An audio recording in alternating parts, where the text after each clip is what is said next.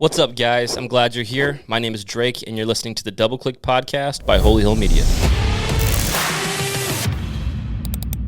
All right, Joe, I really appreciate you, man, for taking the time to join me today. This is actually episode 1 of season 3 of the Double Click Podcast. Yeah, wow, I'm really honored. I appreciate it, man. You've actually been on the guest list for, I want to say, 8 months.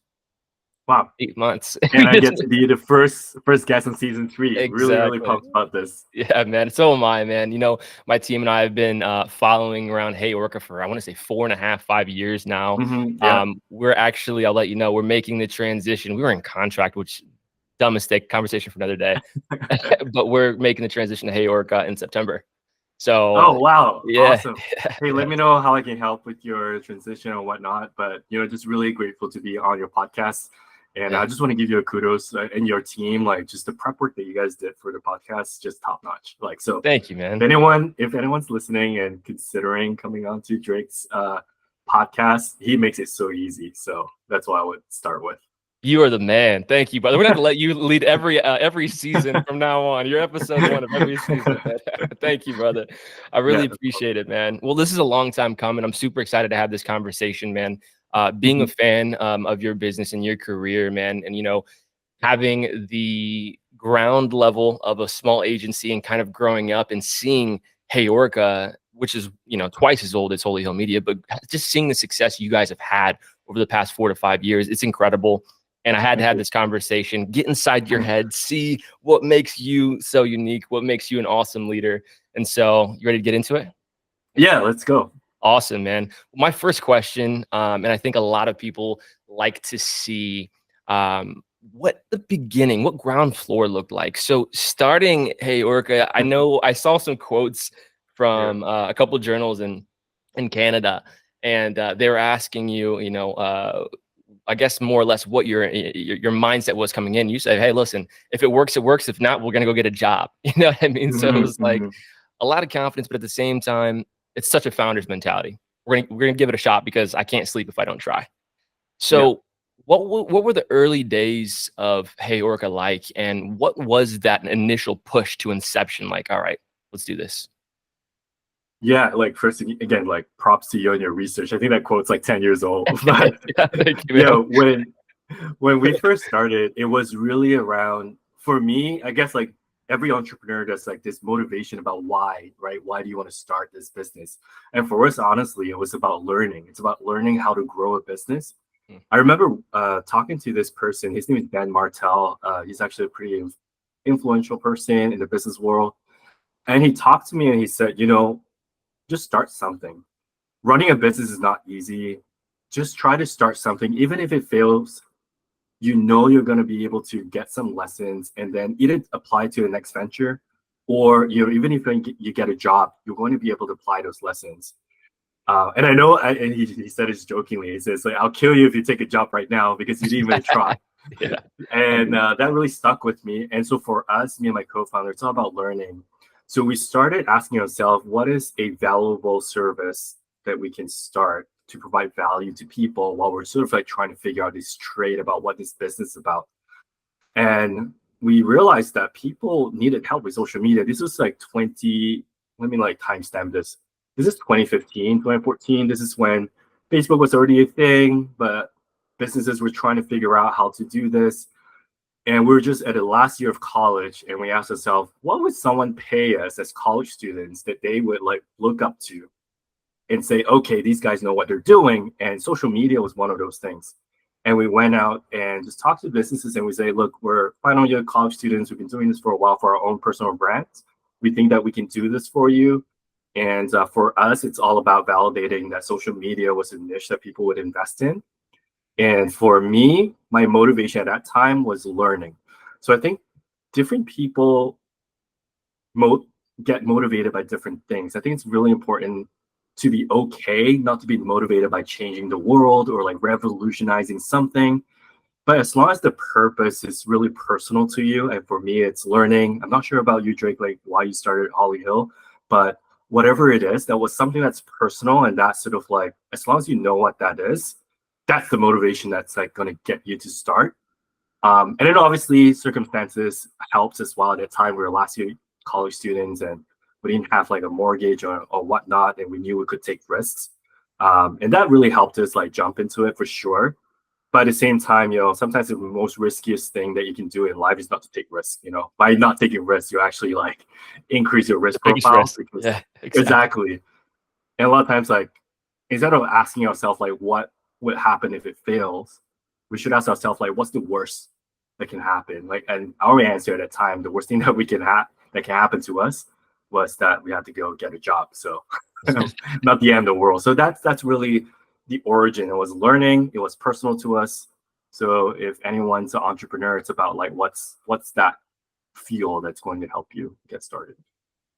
I love that, man. And it's super interesting to hear that because I can see the echo of the spirit of that initial energy and desire early on in what you guys do now, right? This desire to learn, and not only that, but just speaking to the simple fact that you said earlier, you guys started with value. What Mm-hmm. will bring our audience value, and then you validated the idea within the industry. And so what I see is very much value focused and continuous learning and education. And so what I now see again from 10 years inception to where you're at now is that consistent drive for evolution, learning, Yeah. and valuing the customer. And I will say this, I have 42 uh, team members now. Yeah, under 40. Yeah. So under Okay. 40. Yeah. Okay. So just under 40. Man, when I say this, I'm not saying it because you're on the podcast. One of the reasons you're on the podcast is because of what I'm about to say. You guys have simply some of the best customer service I have ever experienced in my life. When Thank I've you worked so with much. yeah, man, I've worked with probably I've spoken to probably 3 or 4 different people from your team. Each of them, I thought, well, maybe it was just Julia, one of your Mm-hmm. previous employees. Like, great, wonderful. Maybe it was just one person's personality. No, it's down the line, man. And I think it's really cool, and it speaks to your leadership and developing a culture that can kind of, I don't know, it's you can just tell you have a heavy influence in that. And so, I want to ask you a question. Can I just talk about Yeah, that please, point? yeah, please, yeah, yeah, Because like um I don't know if like most of your listeners are like small business owners, maybe, yep, but I yep. think like a lot of times like when we first started our business, obviously we're like just a team of two, like freelancers essentially. And we started getting super insecure about ourselves because we're like, oh man, we're small compared to like these big ad agencies in town, and these guys are like running like national campaigns and things like that.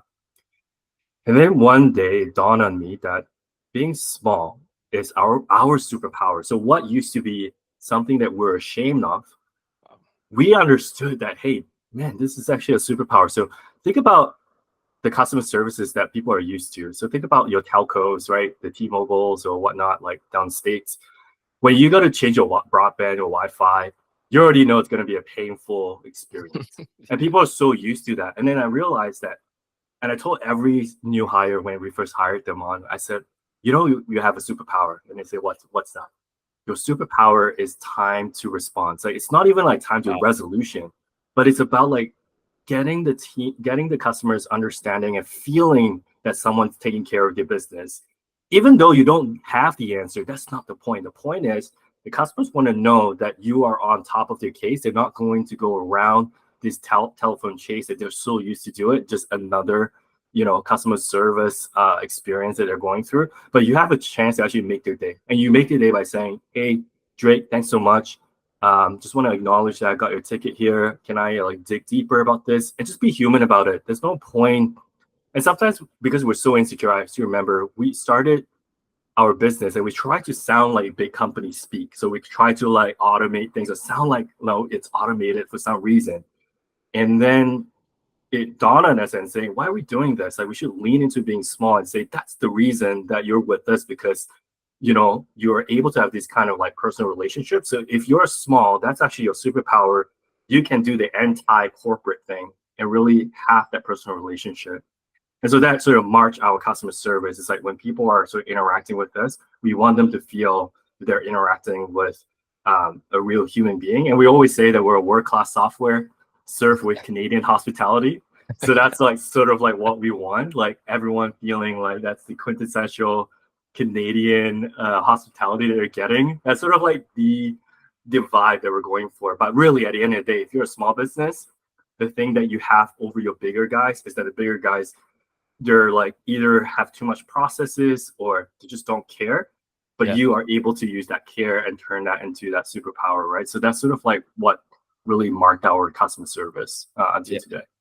Well, I can see that, man, and I think it's very interesting to kind of to hear the school of thought that's evolved into what I Yeah, believe is one of you guys' to date superpowers.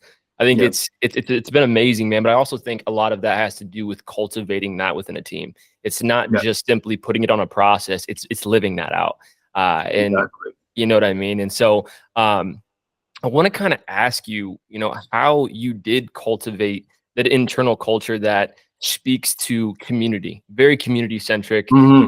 very Yeah. friendly, very warm, and very, yeah, it's almost as if you guys like you have the small town feel, man. Like you care, you pick up the phone, you know what I mean? Yeah, yeah. But before I ask you that, just the process of actually cultivating that within your team, I want to read you one of the quotes that I saw. It was actually an endorsement on your LinkedIn profile from a few years Mm. back from an employee, and I want to read that to you because I thought it was awesome and really just spoke to your leadership, man. It says, "With working with Joe was a highlight of my career. He is direct, encouraging, and kind. Joe invests in his team not just for the moment, but to prepare them with the tools and experience to handle anything that comes their way during their career. He embodies the concept of strong opinions loosely held, amazing, with his unquenchable desire to learn from those around him without any ego. You'd be lucky to work with him and learn with him." That's That's pretty a very incredible, man. kind, yeah, that's very kind from one of my former employees. Um, yeah, I mean, like that's at the end of the day, like to cultivate the culture around community, I think it starts with yourself, right? Going back to purpose. I know it's super cliche, but the more I'm in this business, like, I've been doing this for 10 years now, which is kind of crazy. When you first start, a new venture, you think it's going to be 5 years, you move on to another project and whatnot. But I'm really proud that we're able to stick through and grow through 10 years. But one thing, it's about asking yourself, what is the purpose of the organization?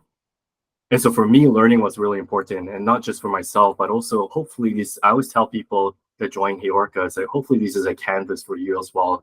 It plays a small part in your larger career. And Mm, so for me, seeing people learning and growing is very satisfying to me. And then the other part as well is like the purpose of the organization is not only just for the internal people to learn, but also to help external people like our customers in their own businesses. So when you come back to that purpose should permeate throughout the organization. So that shows up in terms of the investments that you make internally and investments that you make externally. So if we say that our customers are important, we need to show up in terms of how we make decisions, how we treat them. And if we say that our internal employees are important, then we have to show up in terms of how we invest and how we treat them. So definitely make a lot of mistakes along the way, but that's sort of like where I come to, in the sense of what is the purpose of your organization besides making money? And then how does that show up every single day in the decisions and the actions that you make? So it's a little bit abstract, but I would say like going back to purpose. So for us, learning is a big thing. So that shows up internally. Customer service is a big thing. So that shows up externally. And those are the key values in our principles and our company's principles. yeah, absolutely. Well, I think that, at the foundation of curiosity, you usually find empathy. And Yeah, that usually exactly. you know what I mean? That kind of transcends with that curiosity, that desire to continue to learn. And so I think you see a lot of that. Does that make sense? Yeah, yeah, exactly. And then also your first few hires. So Mm, we would never be here without our first few hires who are so dramatically impactful in terms of like how we build our culture. So when we first started hiring our first, second, third, fourth people, we wanted to see someone that obsessed over customer success. So we always looked mm, at people that are very curious about the customer, about how we can help our customers. We also wanted people that are very driven to learn. So we ask questions around like, what's the last book you read, or what's the last like podcast you mm. listened to? So that gives some sort of like understanding of their learning or like how they learn. And then also like customers, it's like, well, tell me a time when a customer taught you something, or like you would have done something differently. You know, how did you learn from that mistake? You know, questions like that just help us understand, does this person actually like care about their customer?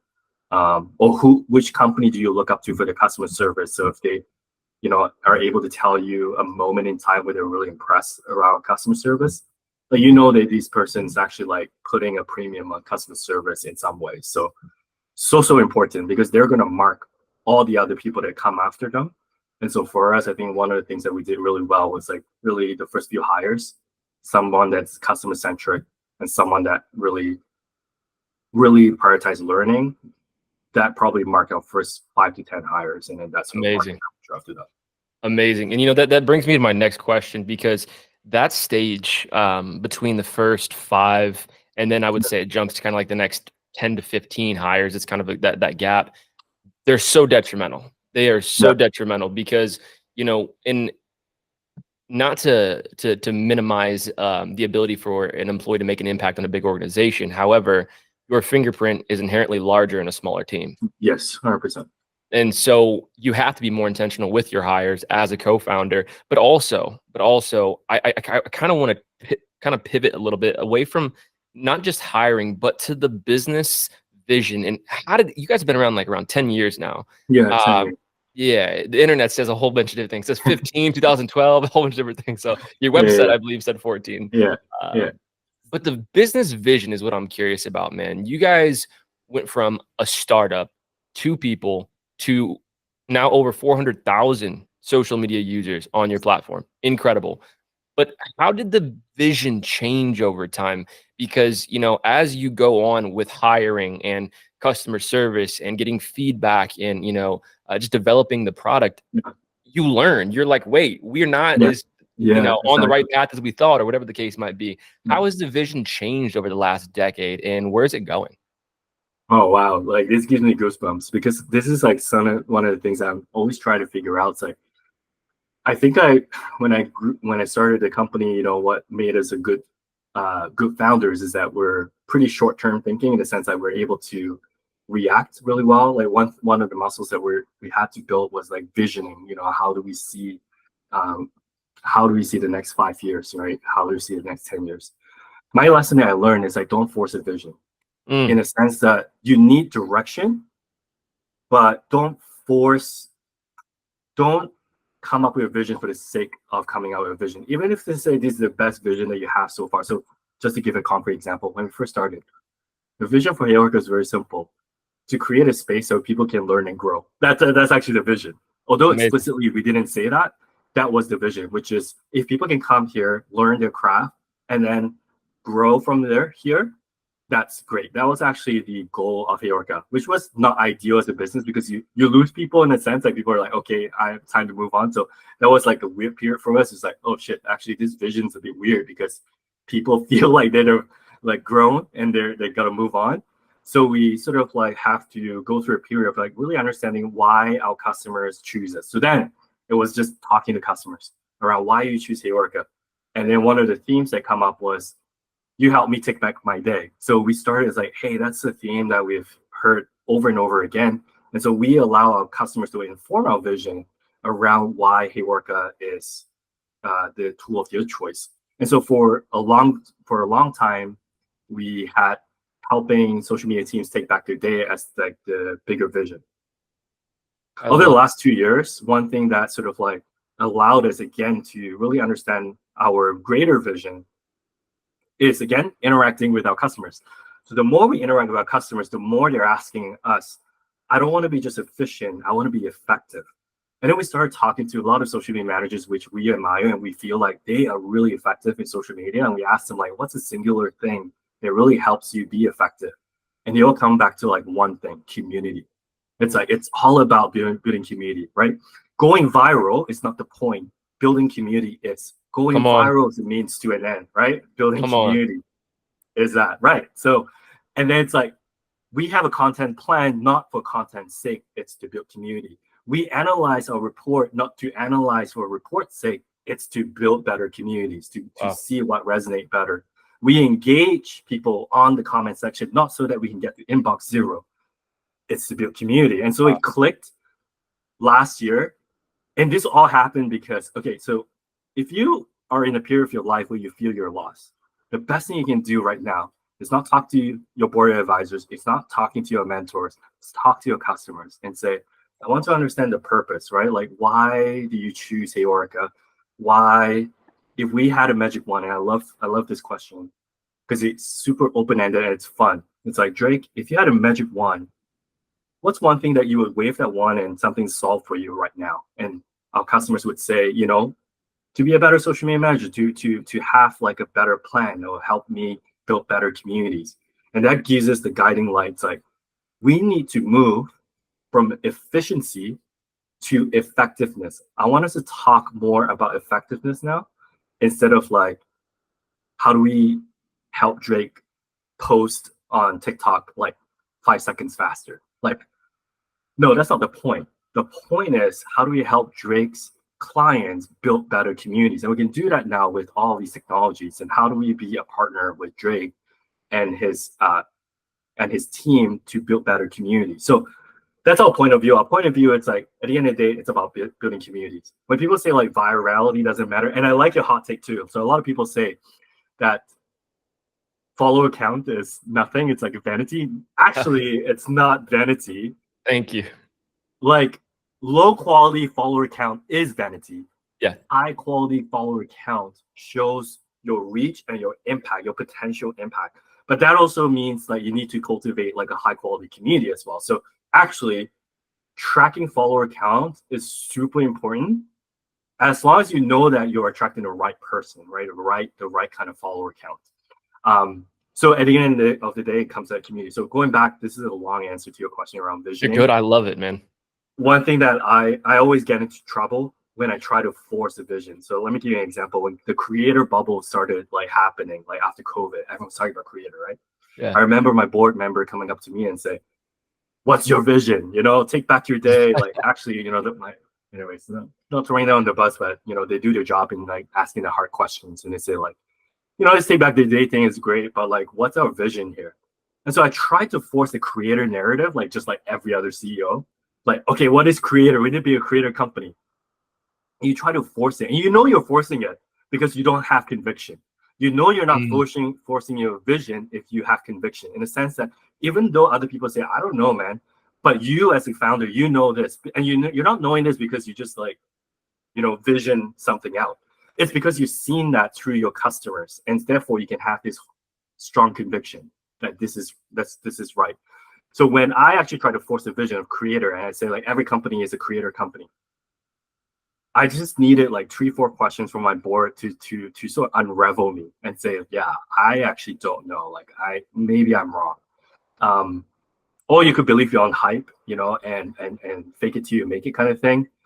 Or you allow your customers to tell you sort of like why, and you sort of put that story together and be okay like changing your vision. It shouldn't be too often, but just sit with it, sit with the thought. It took us like a year or 2 years to come up with the community thing because we sat with that thought and say, I know this is not perfect, but I'm still sort of like marinating, chewing on different things that I'm getting from my customers. And that's how we actually got to the community thing. And that felt really strong. And we socialized that with the company, and the company felt like, yeah, this is a stronger vision than take back your day, because efficiency is just a means to an end, right? So 100%. Yeah, sorry, it's a really long answer, but dude, you know, I've just got have a whole page of notes direction. already. I love it. Have a direction. Don't force a vision. Talk to your customers. That's going to inform your vision. By the end of the day, you're the one that decide the vision. Have conviction in your vision. You know if you're sort of forcing a vision, and you know when you have conviction over that vision. And I think like one of the key ingredients is like talking to your customers and talking to your team, and that's going to give you conviction. Absolutely. Well, one of the things that I hear you highlighting is that when you get so pigeonholed on solving one problem that you've committed to, you actually fail to nurture the relationship and getting the feedback from your customer.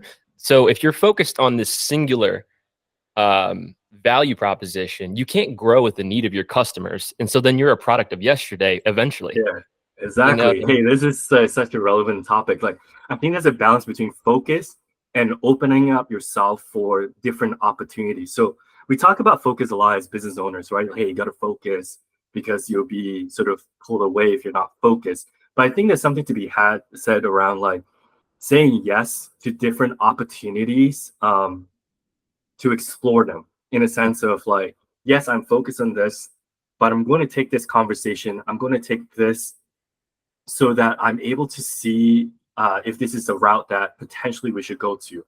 And obviously be measured in terms of the investment of your time. You can't like have 80% of time like opening up to like, you know, new opportunities. But I think there's something to be said, and I think that it's very personal in terms of how much time you spend. But I think there's a balance between being focused, but not to a point where you have blinders on and you're ignoring opportunities, you're ignoring signals. So there's something that I agree with you. I think like focus is important, but at the same time, there's something to be said around like coming out for air and exploring some new opportunities as well. So because if Yeah, not, you might be missing on, you know, some cues there. absolutely. I mean, the book, I'm not sure if are you familiar with Adam Grant's work? Any of his Yeah. books? Yeah, Think Again, right? Yes. He I love that book, and he highlights the inability to pivot with BlackBerry. I Yeah. mean, dominated the market until they were so stuck on the button that when touchscreen came and it was a tidal wave, they got left behind.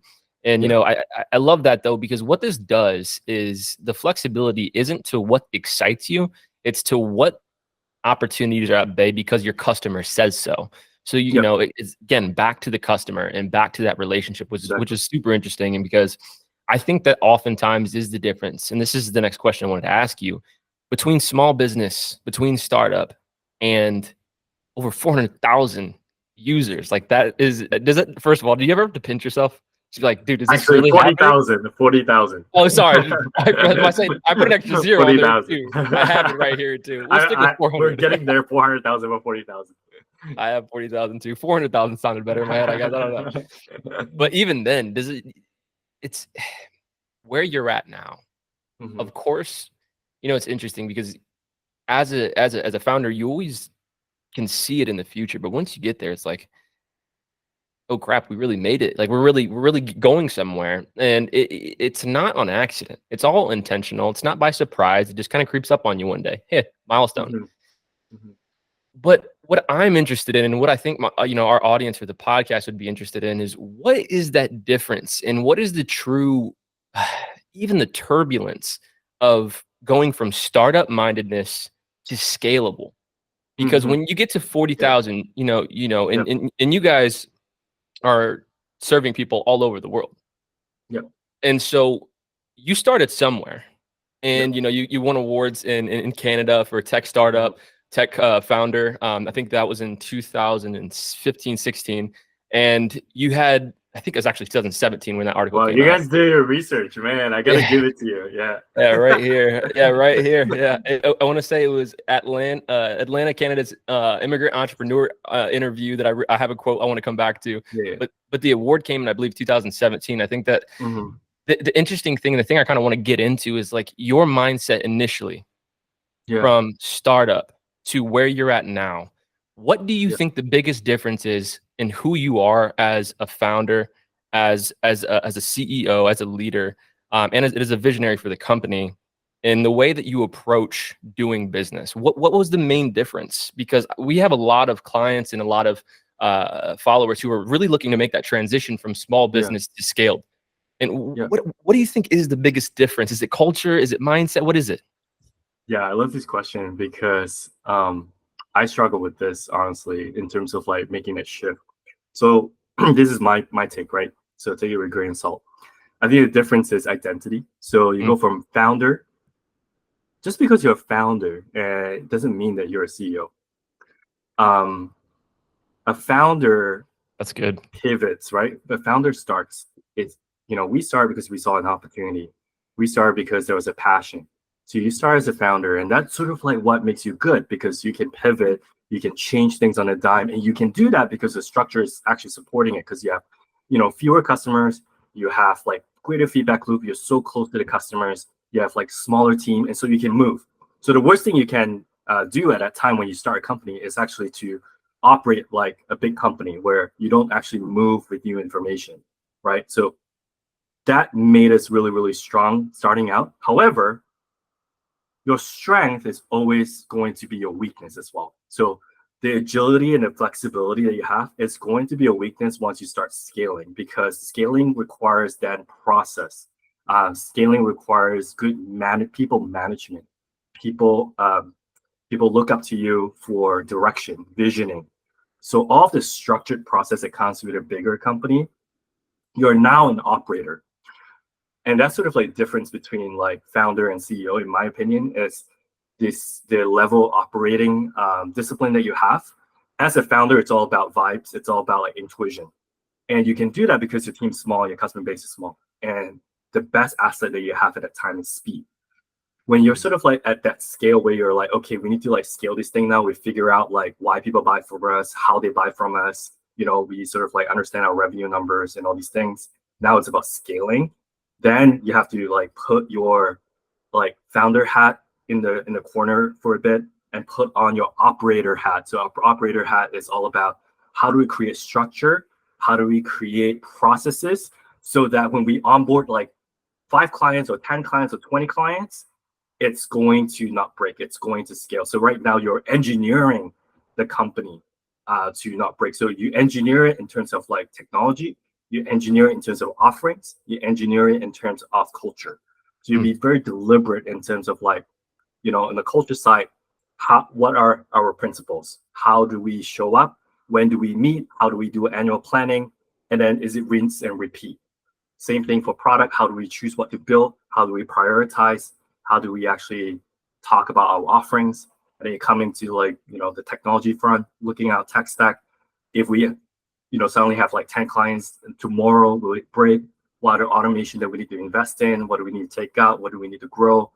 So that's an operating mindset. So I would say the difference between going from a startup to a scale up will be mindset, but it's also structure. So you have less structure and you need that when you're a startup because you're trying to figure out unknowns. With scale up, you have more knowns already because you've been doing this for a couple of years. You know how you're going to get your customers, you know how they're actually interacting.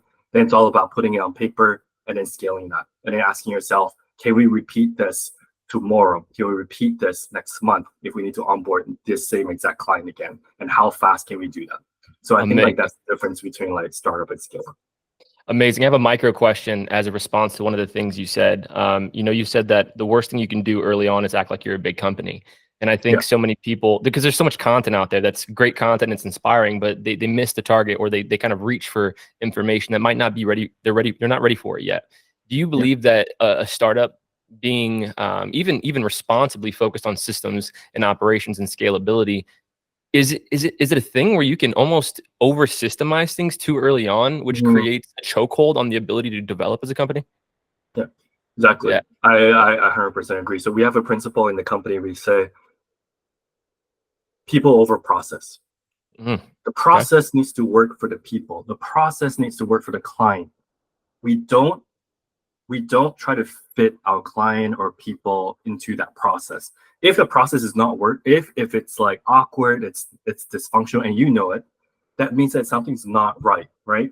And there's something to be said about service business for sure. Like you need a process, and your client should be able to play within that process, but that process should be flexible enough to take into account different clients' preferences, so that we're able to sort of like work towards their need without sort of like causing extra burden on it. So I'm not saying not have process. Have enough process so people know what to do, but don't over process in the sense that just because the client shows up a different way, it's going to break the whole system. That means like maybe the process should be looked into. Or if you're hiring a new person and the systems don't quite work, don't try to make it work.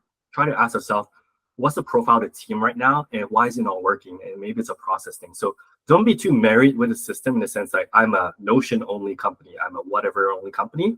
Do what's best for your business. And this is me talking from a technology point of view. And that's why we also build our product to be very flexible. Yeah. Don't be married and say we're only this kind of like company, because your company evolves. And like you said, if I'm a Notion only company, if I'm a Monday.com only company, then I'm tying the growth of my company based on what the tech stack can do for me, versus I'm an F&B focused company and will do, you know, what's right with a customer in this industry. Then the tech stack is going to be negotiable, the process is going to be negotiable, and at the end of the day, it's people over process, right? At the end of the day.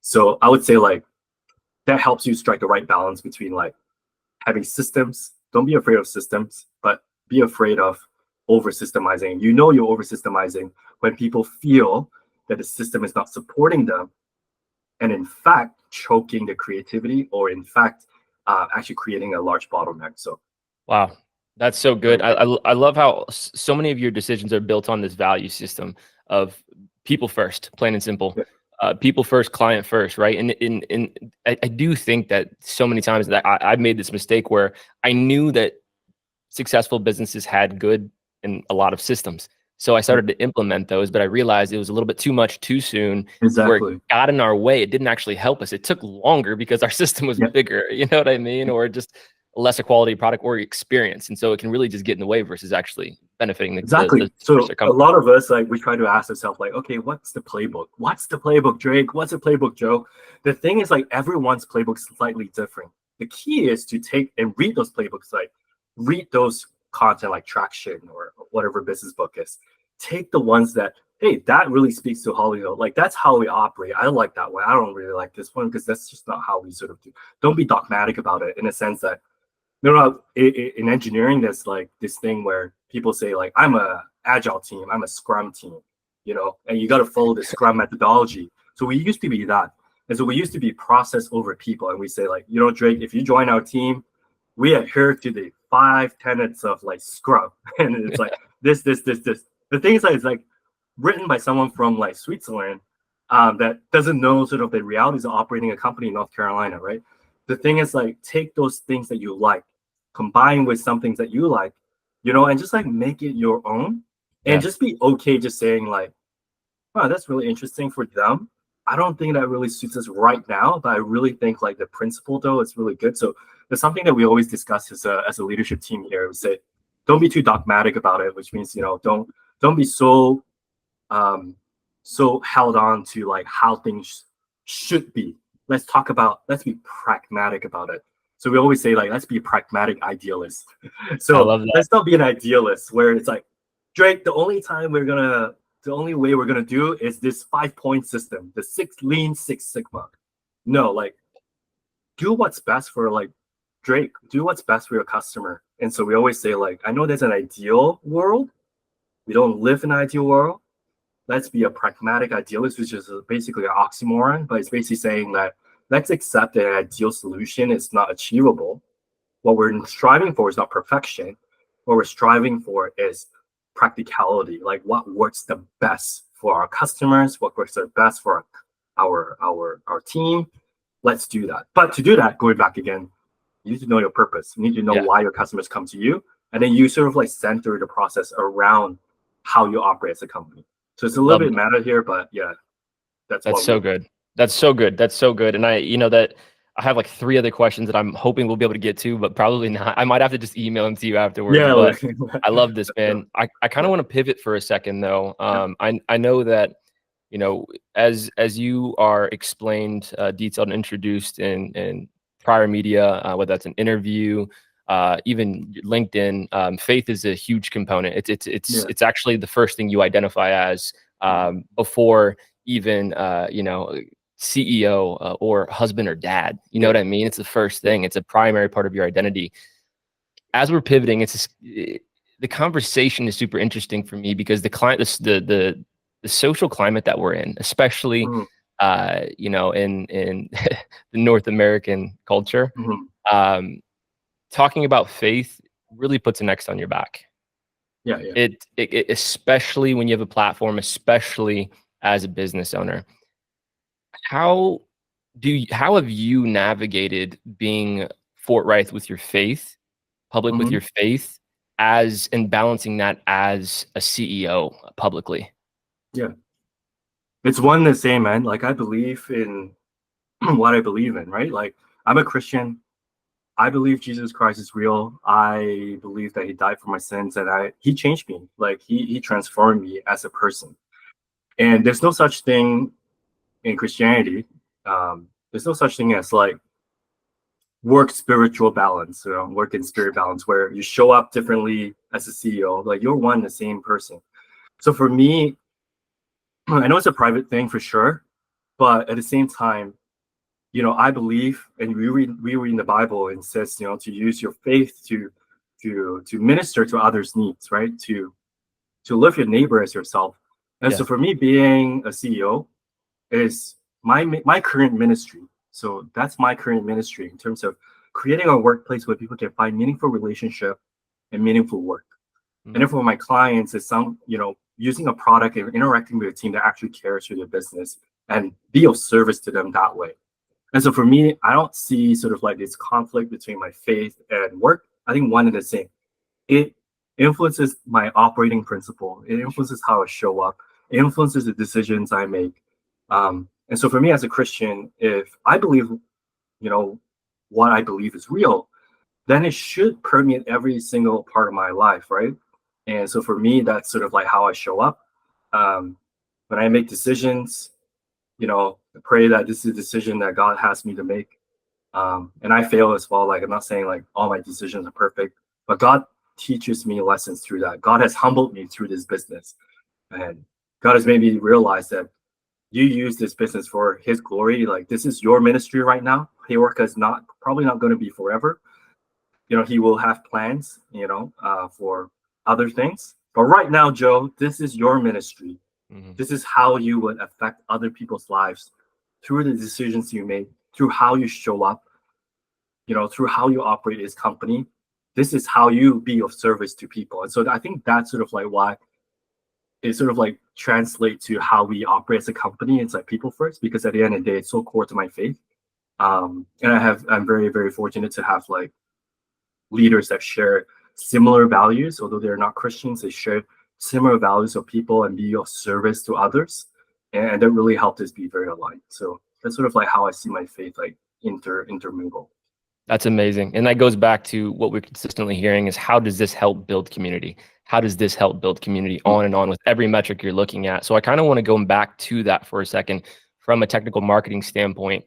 If there's a small business owner out there or a small business marketer or even a freelancer who is looking to grow their digital community, because so often you hear, we've been posting consistently, we're responding to comments and messages within an hour or two, and we're not seeing any results. Mm, But quite honestly, it's the landscape of digital communities ever evolving. When it yes. comes to building a digital community, like a digital community that actually moves when you move, that you feel attached to, that you have a finger on the pulse of, to make productive for a business, but also with a service or product. What are the key elements in developing a digital community? Oh man, I love this one. So can I do a plug here because we just released an academy for Yeah, this? please do. Yeah. Yeah. So if you go to academy.heyorka.com, we just released a academy about how to think about your digital community. So it goes through like step by step, and so this is what I would just give a coast notes on this one. So first of all, really understanding sort of the purpose of the community. Like, is it, so we call it the spaces model. It's by this person called David Spinks. So is it for, why do you need a digital community? Is it for support? So ask support. Is it for product knowledge? So you want to interact with your community about product, to build product. Um, is it for acquisition, which is probably 80% of like why small business owners want a community? It's like to get more business. Is it for customer service? Because that's also a part of it, right? It's like you maintain a digital audience so that you can actually support them better. And then is it for engagement, so that customers that become a customer, they maintain that engagement levels with you on social, on different digital spaces? Or is it for support, right? Customer support and whatnot on social. So I think it's really important to start with that. It's like, why do you want a digital community? So pick one or two. Like for us at HeyOrca, it's about acquisition, to get more social media managers joining HeyOrca. And it's about engagement, which is, if you're a HeyOrca customer, you want to use social as a space for you to interact with us and to platform you. Okay, the second part is shared identity. So a Mm. lot of times we talk about like who I am as a business owner. So we say like, okay, let's use HeyOrca as an example. HeyOrca, we are a tech startup. We are in Newfoundland, right? Like we're in social media, we build software. The thing is, you're not the main character. Your community is the main character. So a lot of times we focus on ourselves so much, but we need to understand, and there's another circle. So think about it like a Venn diagram. The second circle you draw would be, what are the identities of your customers? So for us, would be someone like you, right? Agency owner, operating a small SMB agency, independent agency, interested in social, interested in digital media, interested in how to build community. And so we choose the things that are overlapping. Okay, so what do we share in common? How to build a business. Okay, so that's a shared identity that you and I have. Yeah. Digital media, you and I have. How to build community, you and I have. Right? So just those three things. Then we talk about those topics then, right? We're not just talking about like, here's how we build software and stuff like that. But that will be relevant when Drake is a HeyOrca customer, but it's not relevant if Drake is not a HeyOrca customer, let's say, right? So we need to understand sort of like, what's the shared identity between our brand and our customer's brand. From there, that's going to have the shared identity is going to inform our content pillars, right? And then if you're sort of just starting your social media stuff, it's all about testing, high frequency testing. So just think about it like a top of funnel, middle funnel, and bottom funnel. So the top of funnel, it's like, you don't know what's going to work. So if you can, the best thing to do is actually to just try different things, but within, let's say, the shared identity. But try different things. But the point of that one is to see what actually resonates. The middle of the funnel is people that are already part of your community, but not customers. So people that know you. So Drake, I would consider like you as one of them, right? So they kind of know us, and we're posting on social, we're interacting with them, we're reposting their stuff, we're commenting on them because we're basically nurturing their relationship. And then you have your bottom of the funnel. So these are people that are your customers, that are your stands, that are going to show up for you. You basically make them also your main character to advocate for you, but you advocate for them as well. So you need to ask yourself, what's the purpose of my digital community? What's my shared identity? The shared identity is going to tell you the content pillars, and then you got to break it down by top of funnel, middle, and bottom, and then regulate your expectation. Bottom of funnel, you're going to have like lower numbers because they're just like more niche. Middle funnel, again, like maybe a little bit bigger. Top of funnel, you just have like more broad sort of like topics. So if you're, let's say, an air conditioning company, let's say, top of funnel, you want to talk about like, you want to do the TikTok trends and all these things about like being an AC, like without AC or whatever it is, like very broad topic.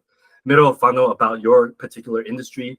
Bottom funnel about like things that are relatable to your internal culture and stuff like that. So that's the way you want to think about like content plan.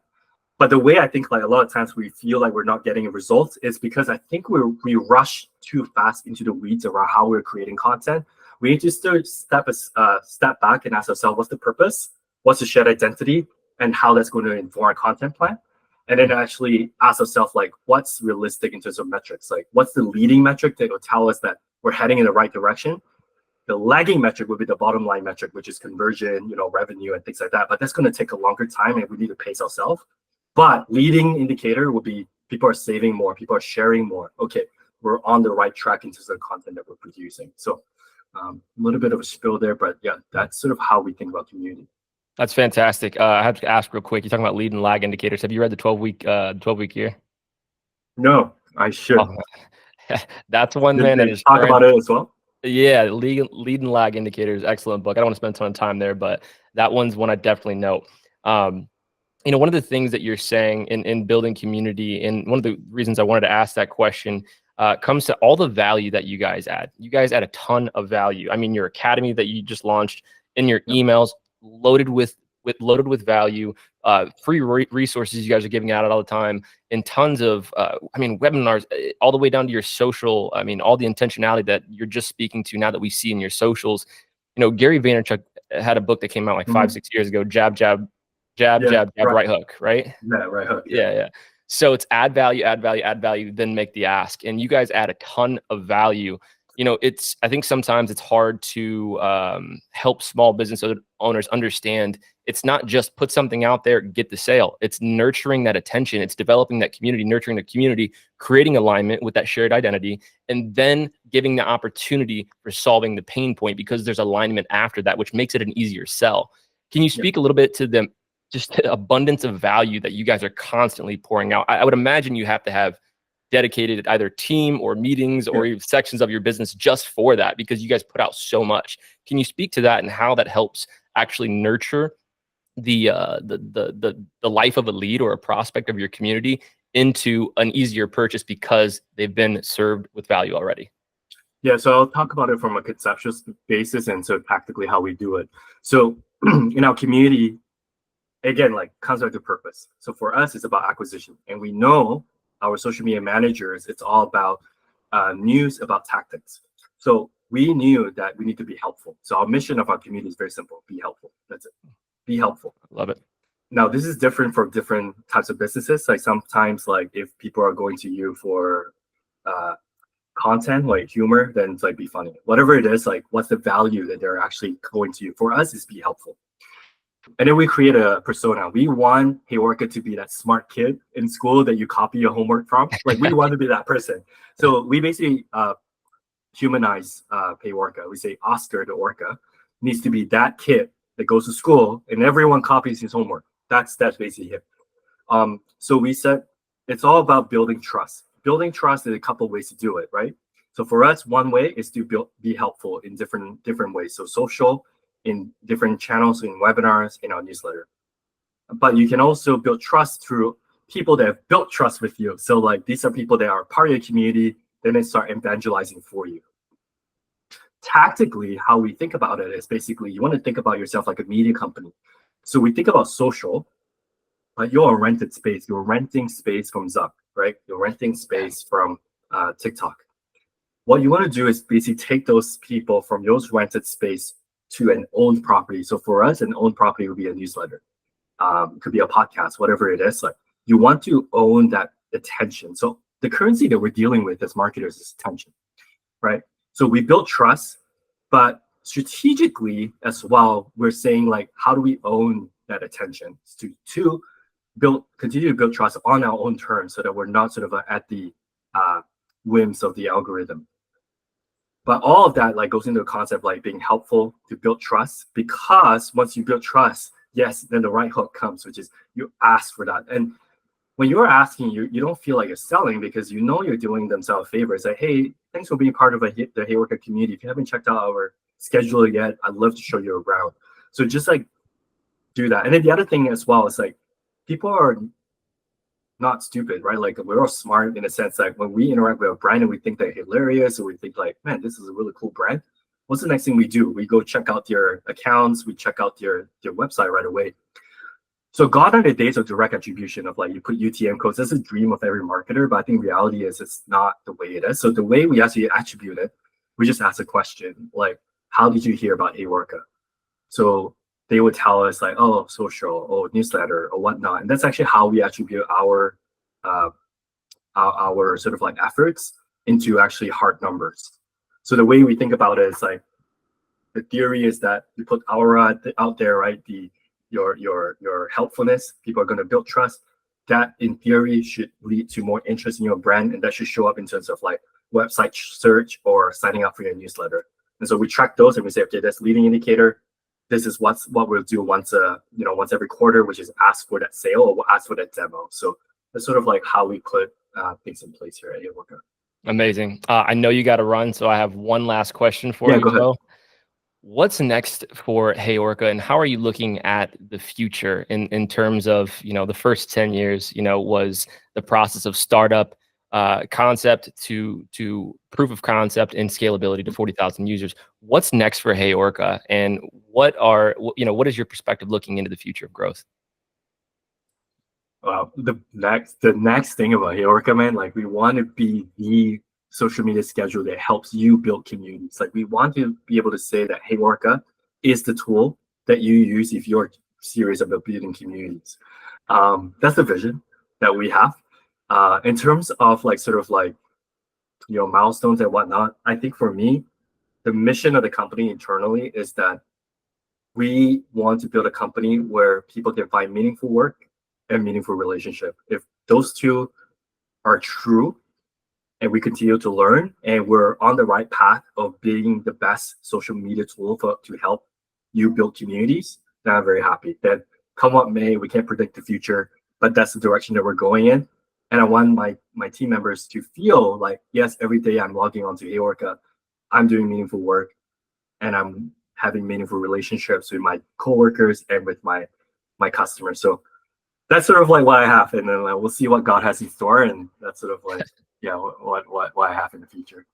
That's awesome, man. Well, I appreciate your time so much, man. I mean, season 3, episode 1, there's probably not a better episode we could have had, man. This is packed with value. I can't wait to get the Thank you. content out there, man. Share it with our audience, and we'll make sure we plug HeyOrca and your socials as well, man. I Yeah, actually thank want you to so sign my much. team up for the academy as well. I think that's going to be super beneficial. So I'm excited about that. Thank you, brother. Any last words before we head out? No, thanks so much. I think like Drake has been an awesome person, to interact, to work with. The podcast, I mean, like that shows like the work that he puts in. It's been a pleasure interacting with you on LinkedIn. I really appreciate that, and can't wait to see what's in store for you as well. And looking forward to you joining the pod, Yeah, hopefully in Q4. yeah. But yeah, thanks so much for having me. I really appreciate it. Absolutely, man. Well, thank you so much. We'll be praying for HeyOrca, you and your family, man. And anything we can ever connect for in the future, I'm sure we'll get a hold of you guys. But thank you so much and have a good rest of your day, man. Yeah, no problem. Hey, are you a Christian? I just like saw I your am. cross. I'm not sure. You are? Absolutely. Yes, sir. It's actually Holy Hill Media. Holy. Okay, I thought Yeah. Holly Hill for some reason. Yeah. Sorry about It's that. all good. Making Everybody AI. does it. It's okay. It comes from Psalm Holy. 24:3. So yeah, we're a Christian business for sure. Nice. So what's do you mind me asking like what church you go to, like denomination you are? Yeah, absolutely. Non-denominational. And so now Non-denominational. that, Thanks. yeah, the time when we're in Wilmington, we go to a church called Port City Community Church. It's about like Nice. 10 minutes from where we're at. It's an awesome church. It's a bigger church than we're used to. It's about 2,000 every Sunday. But yeah, non-denominational church. Dude, same with me as well. We call them the Gospel Hall here, but non-denominational as well.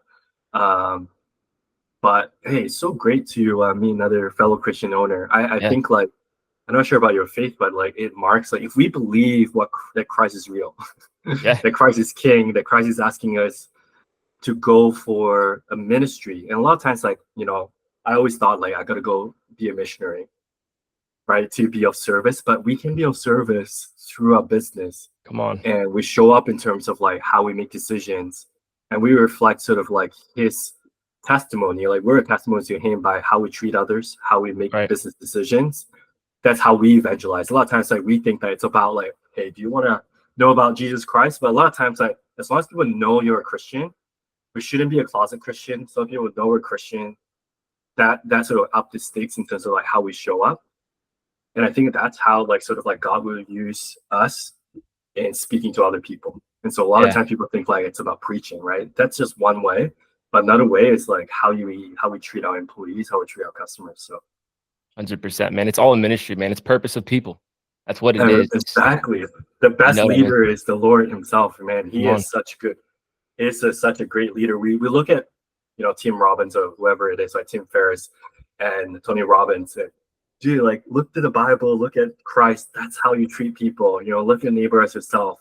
There's only 2 commandments. Love God with all your heart, right? And love Yeah. your neighbor as yourself. That's That's the 2 right. commandments that God's asking us to do. And so when we're doing our business dealings, we ask ourselves, is this loving God with all my heart?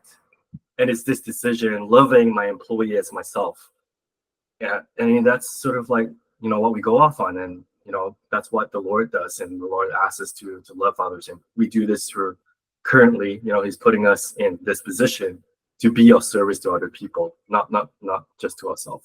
100%, because it's hard to pray for God to bless a business that's not aligned with God in the first place. Exactly, right? I help him build his kingdom, help him sort of evangelize. So I mean, I guess he doesn't need our help, but like help him, allow him to use us as his vessel. So That's right. it's very, very, very refreshing talking to. Yeah, I love to Yeah, continue man. talking about this. But yeah, I think like more of us need to be more vocal about our faith. And especially in this climate, like there's no shame around like what we do. And we say like what we believe is real. And if I don't tell you about Christ, there's only 2 things, like one of 2 things. Either I don't believe what I believe in, or I don't care about you enough to tell you about the Lord, about Wow. what Jesus have done for me. Like which one? Yeah. Am I like not believing, or am I not caring about other people? So that's very challenging for me as well. Yeah. Well, 100%, man. I think now is the time more than ever to be able to really face the fact that we have an obligation from experiencing the gift of grace and being able to share that with others, man. And that's why I'm so glad you actually want to talk about that towards the end, dude. If you don't mind, I'm gonna make this part of the podcast too.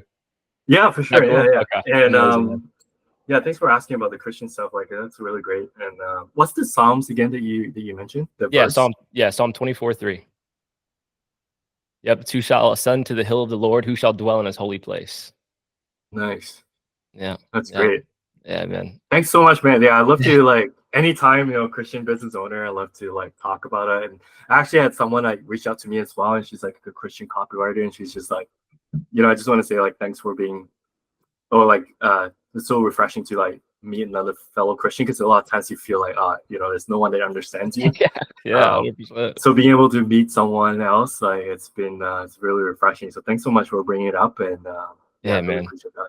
Absolutely, man. Well, I know we should have another conversation about that off record sometime, man. I think it really benefit both of us. I love it too, man. It's encouraging, and it's part of identity, so it has to be discussed. It has to be discussed, and even publicly. And so, yeah, man, I appreciate that conversation, man. This has been awesome, been encouraging, super valuable, man. And yeah, man, I can't wait till we can do a part 2. Yeah, I really enjoyed it. Thanks so much, Jake. And yeah, let me know how I can promote it. I'll do it on my socials. So look forward to it. And thanks so much, by the way, for making it enjoyable. I thought you were very knowledgeable as a host, empathetic. You're good at facilitating conversations, great research. So out of all the podcasts I've been invited to, this one's like probably the most fun one that I've been on. Wow. So, I'm clipping that. I'm clipping that. Thank you, brother. You do your homework. So thanks so much. All right, I'll let you go. And thanks so much again. All right, have a good one, man. All right, Take God care. bless. Yeah, God bless, brother. Take care. Amazing. Episode 1, season 3. Joe, co-founder and CEO of HeyOrca, a Christian first, a husband second, a father third of 2 children now, and CEO and co-founder of HeyOrca, serving over 40,000, not 400,000, 40,000 users. This conversation was amazing. A ton of value. Man, I've got 2 pages of notes, man. We'll probably clip these very specific to some of the points that I noted here. But one of the things that I think is super notable and actionable is just the understanding of using every metric with the focus of building community. Your business is directly tied, your revenue and your ability to grow and your ability to retain customers and clients is directly tied to your focus on building community, not just after you sell them, but after. Not just after you sell them, but before and after. It has to be the lifetime of your experience with somebody. And even if you're not working with them anymore, the value of relationship has to be at the forefront. And I believe that's a key element of what Joe's discussing in making a successful business like HeyOrca. So hope you guys enjoyed this. Again, season 3, episode 1. Happy to be back. And yeah, follow the Double Click podcast. Leave us a review if you can. And we'll tune in next time, episode 2, probably in a few weeks. Thanks, guys.